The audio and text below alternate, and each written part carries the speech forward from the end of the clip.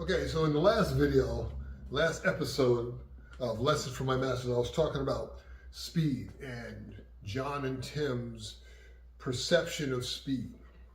So when I'm talking about speeding up, or John or Tim would admonish people for speeding up, what they were talking about is, if I'm moving with someone and we've agreed to move slow, right? There's always going to be a little bit of natural speeding up, no matter what speed you're moving at, because we're human and that's just the way our bodies work. So if I'm moving with Jack at this speed, right, and we're moving nice, and all of a sudden I suddenly do something like that, that's nonsense. If I was that fast, I don't need anybody's stuff. I'm like 30 times faster than a normal human. I'm the Flash. You know, I should be robbing banks or something like that. You know what I'm saying? So that's kind of what they were talking about, where people would do these things, you know, where scientifically, in the laws of physics, in this universe, and maybe some other universe is different, or maybe on Jupiter is different, you can't possibly move that fast. I don't care who you are. If you can move that fast, you need to be in the Olympics winning gold medals, right? Well, what they were doing, you're just moving with me, is they would feel things relative to the movement that would feel fast, and their own natural reflex would cause them to speed up. The difference, though, is when they would speed up, it was always congruent to what was actually going on, meaning the context in which they sped up. If you understand how the body does stuff, it made perfect sense. And the reason why, when I'm working with people, I never correct them for speeding up per se, unless it's something that is either scientifically impossible for them to do, or they're messing my demo up as I'm trying to show them something. Other than that, I just let them do it. And the reason is because I understand that I'm doing things as I'm pushing their abilities that, relative to their experience, feels like I'm moving faster. The only time I'll admonish them is if they move fast, but they move more than they needed to accomplish what they want to accomplish, because then they're kind of taking themselves out of the fight. So for example, if I'm working with Jack and my hand does, don't move your arm because I want people to see this, and my hand does something like this, right? Because I'm rolling my hand underneath on the outer part of his arm, my hand has to actually be going a little faster because I'm on the outer circumference of his arm. Therefore, I'm trying to move it a further distance in a shorter period of time. It's got to be moving faster. I'm sorry, if you missed that class in algebra class, I had bad news for you. The circumference is always greater than the diameter. That's just the way it works. So as my hand does this, well, my hand, even though it's rolling, technically it's moving a little faster. So as I move and do this right now, just cut it off a little bit. Okay, so he sped up a little bit. That's why I wanted him to do what he would naturally do. That was appropriate. That was right. The reason is relative to what he was experiencing, what I did felt like speed. Therefore, when it triggered his panic reflex, he did the right thing. And you don't want to train people away from their panic reflex.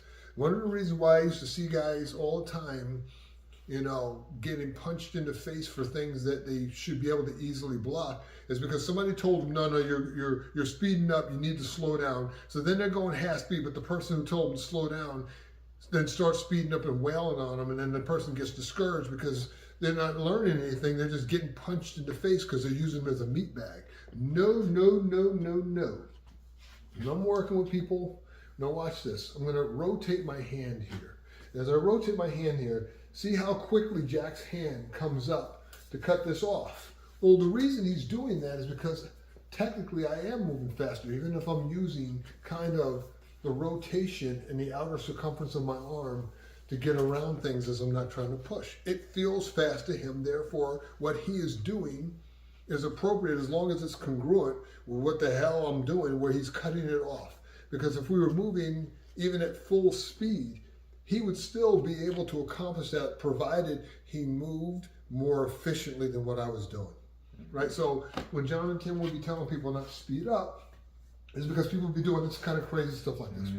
Or they would be moving too much and not learning.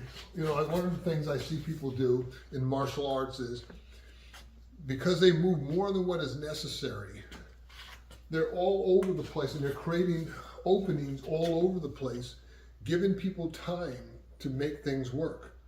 even if they're just more skilled than them, but because they're moving too much, they're just letting the bad guy have time to get back into the fight. The reality is your hand's going to only be in two places at a time because you only got two hands. My elbows can only be in two places at a time because I only got two elbows. Now, if I had a third arm, it'd be a different conversation. That's probably a different art, right? So as I'm moving relative to speed, what I'm doing is I'm always trying to move my body first, to position my body somewhere in the future to give me the best possible chance to deal with almost whatever they're going to do, simply because it would force them to have to reposition their body. This is why when John and Tim were doing stuff, Tim looked like he barely moved. It was kind of like, almost like a sphinx, where he'd be sitting there maybe looking at other people in class and he's just wailing on people. John could do the same thing, but a lot of times John would have a little bit of movement going on, usually because he was giving up reach. But they were basically doing the same thing. But also, too, moving in a way that was throwing people's sense of timing off, whereas then when they started wanting to move at warp speed, as John would call it, you just had no chance of dealing with it because you were always in the wrong place at the wrong time, and he was doing things knowing you would respond in a certain way, where you would speed up, but because you maybe were moving too much, it would actually cause you to go to the wrong place all the time.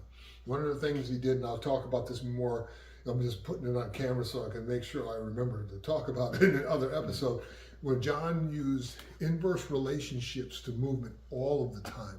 It's arguably one of the most brilliant things that I learned from him, because it explained so much of how he just made you miss all the time.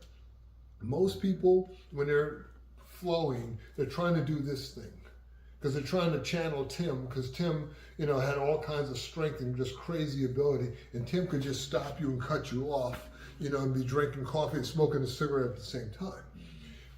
Whereas John, when he moved with people, just do something. John, he would just kind of let stuff go.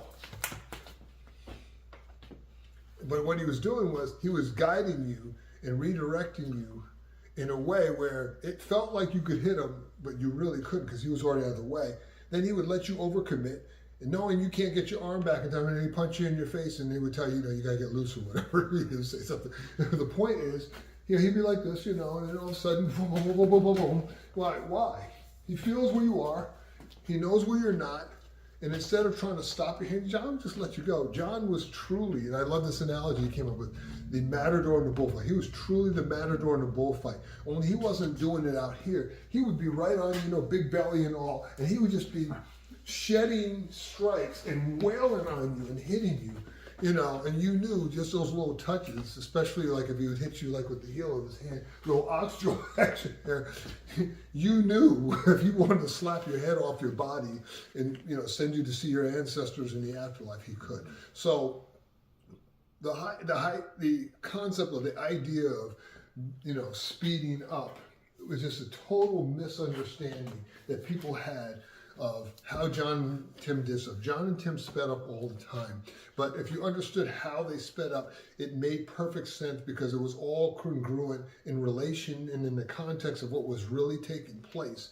And that if you're practicing and you're always trying to stay slow, I'm just telling you, once that becomes myelinated in how your body moves, it's difficult to then learn how to jump to warp speed, as John would say it, because of the fact that once it becomes myelinated, you just don't have the capacity to get those motor neurons, as I get technical, moving in the direction you want to put foot to ass.